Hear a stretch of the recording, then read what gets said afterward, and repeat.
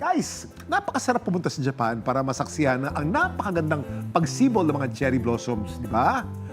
Nakakita ka na ba ng cherry blossoms? Kuya Kim, hindi pa po. Isa yan sa mga pangarap ko. Kaya gusto ko talagang pumunta sa Japan, Kuya Kim. Kahit sa picture nga lang, mamamangha ka na. What if sa personal pa, di ba?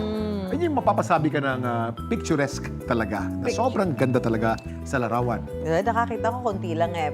But, hep, kung patingkara ng kulay ng halaman lang din naman, meron tayo niyan. Iba't ibang kulay pa na parang mala cherry blossom ang dating. Yan ang aking kwentong dapat alam mo. Konnichiwa! Isa sa mga dinarayo sa Japan ang cherry blossoms.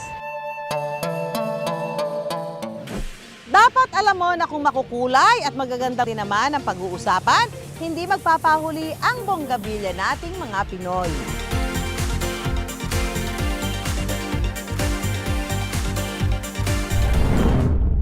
Huwag malinlang, ang hitik at makukulay na halaman na yan, pinararami sa Pilipinas. Yan ang pinagmamalaking bonggabilya ni JP. Nag-start po kasi siya as family farm lang po talaga. Noong 2021 po, naglibot po yung mga magulang ko, and then on the road sa Dingalan po, nakabili sila ng mga bougainvillea. Inaral din po namin kung saan nakakakuha ng ibang variety. Yung beauty lang po ng bougainvillea talaga yung isang factor kung bakit nag-enjoy sila dun sa pag-collect. Ang nabiling dalawang kulay ng bonggabilya noon na parami at nadagdagan pa. Ngayon, mayroon na silang bonggabilya na kulay dilaw, orange, pink, peach, violet at ang pink patch na anumoy kakulay din ng sakura o cherry blossom. Dapat alam mo na dahon na makukulay na parte ng bonggabilya. Ito ang bracts o modified leaves na nagsisilbing panangga at proteksyon ng mas maliit na bulaklak na nasa loob nito. Usual po na nakikita natin is red and white. Nung nakita po nila na marami pa pong other colors, collect lang din po ng collect. Siguro po nasa 500 variety na po ito. Ang kanilang hardin talaga namang naging makulay. Kaya binuksan ito ng pamilya ni JP sa publiko. Madali lang daw ang pag-aalaga at pagpaparami ng bonggabilya ayon kay JP. Ang kagandahan naman po kasi sa bougainvillea, once na na-procure na ng iba, madali po siyang i-propagate. Ordinary po yung rootstock na yan. So sa tanda lang po, lumalaki siya. Gagraftan po natin siya ng ibang variety to make it na iba't ibang itsura po yung puno. Iba't ibang bulaklak. Dilig lang po siya every other day. As long as hindi po siya natutubig, hindi po siya mamamatay. So mas gusto po niya direct sunlight.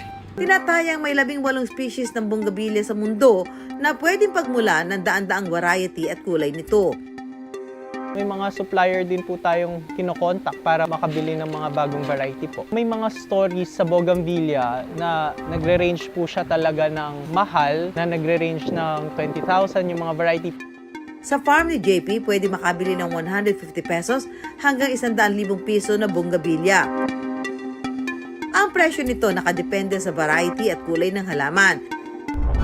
Kahit mainit ang mga bisita nila, flex with bonggabilya sa pamamasyal. At lahat na ng variety makikita ko na siguro dito. Napakagandang tignan. Malamig sa ating mga mata. Nasiyahan po ako. Ang bonggambilyang ito ay tunay na masang Pilipino. Gusto raw ni JP na mas makilala pa ang bonggabilya sa ating bansa. Vision namin sa Casa Batik, yung para po ma-showcase natin na yung bougainvillea, which is normal flowering plants dito po sa atin sa Philippines, could compete with cherry blossom. May ilang syudad at probinsya na nasa Pilipinas na gumagamit ng bonggabilya sa pagpapaganda ng kanilang nasasakupan, gaya ng La Union, Baguio, Cavite, Iloilo at Davao City.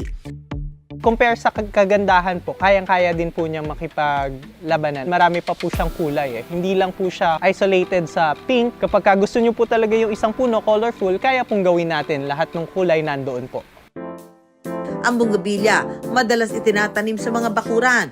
Pero kapag pinag-aralan, pwede maging atraksyon na kayang makipagsabayan sa ganda.